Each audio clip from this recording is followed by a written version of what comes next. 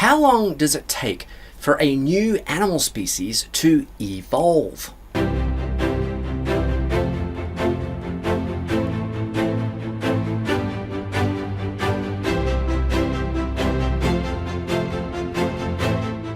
According to well-known evolutionary biologist and atheist Stephen Jay Gould, it can take anywhere from a few thousand years to several tens of thousands of years.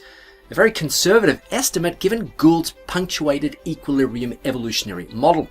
Yet, according to a recent 2017 Science article, a new species of Galapagos finches, dubbed the big bird lineage by the researchers, evolved in just the last 50 years.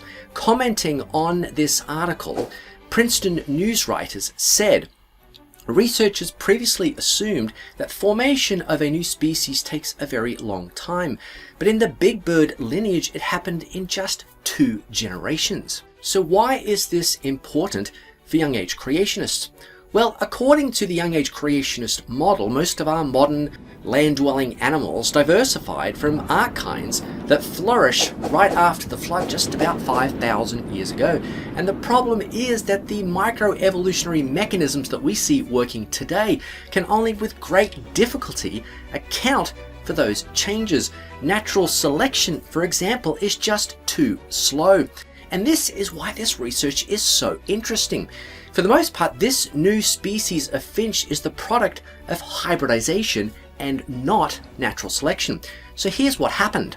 About 50 years ago, a lone finch male found its way to the Galapagos Islands, where it mated with a separate finch species resident to the island. This was unusual because finches, having their own unique song and beak form, usually only mate with members of their own species. Interestingly, the baby finches did not adopt the song of either the mother or the father, and their beak size and form was also different from both parents. As a result, the male offspring failed to attract female mates from any of the other 3 finch species on the island, including that of the mother, and were forced to mate with members of their own lineage. This situation literally produced a new species in just 2 generations. 50 years on, and the incipient species remains reproductively isolated, forging its own competitive niche alongside the 3 other resident species. Now, don't misunderstand me. I am not saying that the post-flood radiation of all land animal species occurred through hybridization. This is but a single Darwinian alternative.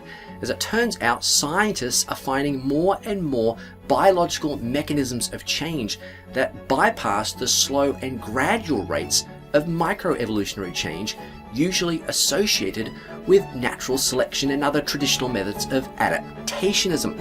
It is entirely plausible that other as yet unknown mechanisms will either soon be discovered or perhaps remain dormant, waiting for the next global disaster to pressure their re-emergence. Now, as a young age creationist boon, this particular hybridization example also supports the notion of a young biosphere. You see, including this new species of finch, there presently exist 18 species of finches that live on the Galapagos Islands. Yet according to the conventional view, the other 17 species evolved over 1, but perhaps as many as 2 million years.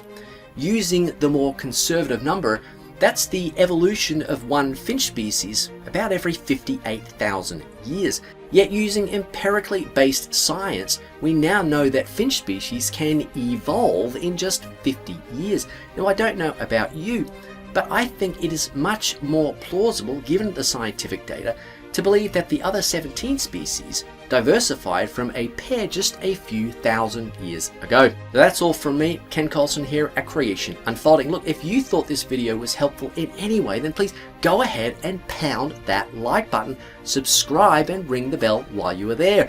If you feel like giving, well, that would be much appreciated. You'll find a link in the description.